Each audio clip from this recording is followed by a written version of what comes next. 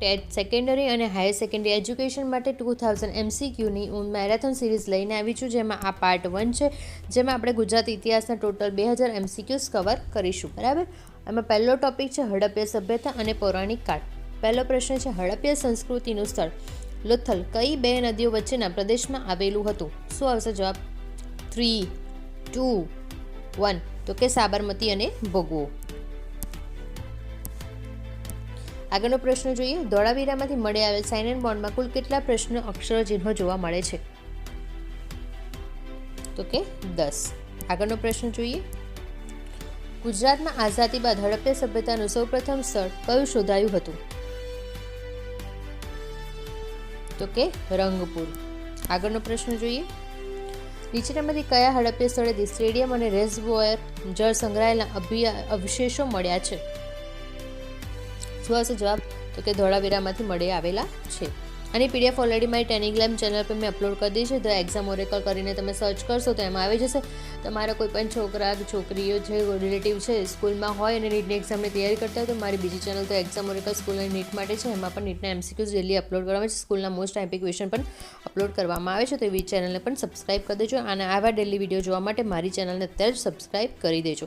તો ડેલી હું તમારા માટે આવા લોંગ વિડીયો લઈને આવીશ. જો મારો સારો રિસ્પોન્સ તમારો મને મળશે તો એની સાથે 100 MCQs પણ હું લઈને આવીશ. બરાબર. એના માટે મારી ચેનલ સબસ્ક્રાઇબ કરો. આગળ જોઈએ.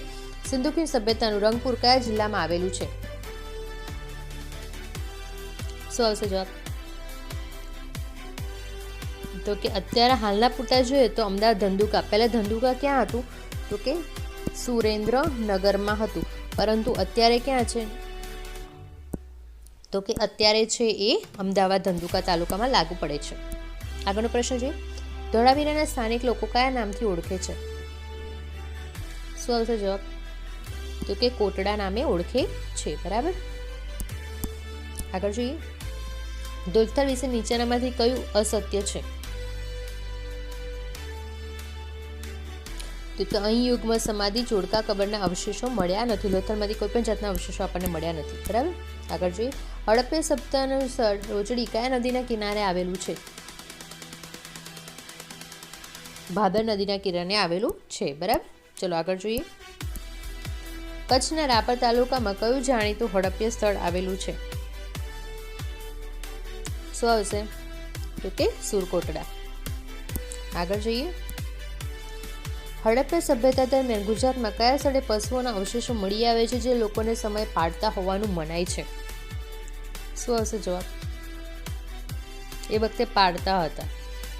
તો કે ઉપરમ તમામ. એ વખતે હાથી, ઘોડો, સુરકટાથી આવ્યો હતો અને ઊંટ બધાને પાડતા હતા. ડેલી આવા જ મારા વિડીયોઝ જોવા માટે અને ઇઝી ક્વેશ્ચન છે, આનાથી ટફ ક્વેશ્ચન હું ડેલી લઈને આવીશ. તો એના માટે પ્લીઝ મારી ચેનલને હમણાં સબસ્ક્રાઈબ કરો અને વિડીયો ગમ્યો હોય તો લાઇક અને શેર બી કરજો. જે પણ તમારા મિત્રો કલીગ્સ જે બી ટેટની તૈયારી કરતા હોય, GPSની તૈયારી કરતા હોય એના માટે હેલ્પફુલ વિડીયો રહેશે. તો પ્લીઝ હમણાં જ મારી ચેનલને સબસ્ક્રાઈબ કરી દેજો. ચલો આગળનો પ્રશ્ન જોઈએ. પૌરાણિક કાળમાં આનંદ પ્રદેશની રાજધાની કઈ હતી? તો કે દ્વારકા કોત્સલી હતી. બરાબર. આગળ જોઈએ. ભગવાન શ્રી કૃષ્ણ મથુરા છોડીને ગુજરાત આવ્યા ત્યારે તેમને કયા રાજ્યમાંથી આશ્રય લેવાનું હોવાનું મનાય છે? તો કે રાજા રૈવત પાસે એમને લીધો હતો આશ્રય. બરાબર. રાજા રૈવતક પાસે લીધો હતો. આગળ જોઈએ. હડપ્પા સંસ્કૃતિનું કયું સ્થળ ઘરેણાં અને મણકાના ઉદ્યોગ માટે વિશ્વ વિખ્યાત હતું? શું આવશે જવાબ? તો કે લોથલ. બરાબર. આગળનો પ્રશ્ન જોઈએ. ધોળાવીરાના ઉત્ખનનકર્તા શોધકર્તા કોણ હતા? શું આવશે જવાબ? કોણ હતા શોધકર્તા? તો કે JP જોશી અને RS બેસ હતા ધોળાવીરાના. બરાબર. નીચેનામાંથી કયા હડપ્પા સ્થળ તાંબુ કાઢવાની ભઠ્ઠી મળી આવી છે? તો કે લોથલમાંથી મળી આવી છે. બરાબર. આગળ જોઈએ. કડા હડપ્પા સ્થળની નગર રચના 3 ભાગમાં વહેંચાઈ છે. સિટાડેલ, મધ્યનગર, નિશુનગર વહેંચાયેલી હતી. લોથલ, ધોળાવીરા, હડપ્પા કે મોહેંજો-દડો? શું આવશે સાચો જવાબ? તો કે ધોળાવીરામાં 3 જગ્યાએ વહેંચાયેલું હતું. આગળ જોઈએ. પુરાતત્વવિદ SR રાવ દ્વારા 1954માં કયા સ્થળનું સંશોધન કરવામાં આવ્યું હતું? તો શું સાચો જવાબ આવશે? તો કે લોથલમાં સંશોધન કરવામાં આવ્યું હતું. બરાબર. આગળ જોઈએ. લાટ પ્રદેશ તરીકે પ્રાચીન સમયમાં ગુજરાતનો કયો પ્રદેશ ઓળખાતો હતો? તો દક્ષિણ ગુજરાત લાટ પ્રદેશ તરીકે ઓળખાતું હતું. બરાબર. હડપ્પા સંસ્કૃતિમાં વપરાયેલા તોલ માપના પથ્થરો કયા પથ્થરોમાંથી બનાવવામાં આવતા હતા? તો શેમાંથી બનાવતા હતા? ચર્ટમાંથી બનાવવામાં આવતા હતા. આગળનો અંતિમ પ્રશ્ન. ગુજરાતમાં મળી આવેલા હડપ્પા સ્થળો પૈકી નીચેનામાંથી કયું સ્થળ કિલ્લી બંધે ધરાવતું નહોતું?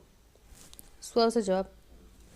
તો કે રંગપુર કોઈ જાતની કિલ્લી બંધાતી ગમતાવું નહોતું. તમને જો આ વિડીયો ગમ્યો હોય તો પ્લીઝ લાઈક શેર સબસ્ક્રાઈબ કરજો. આમાંથી તમારા કેટલા સાચા જવાબ પડ્યા એ પણ મને કોમેન્ટમાં જણાવજો. Thank you.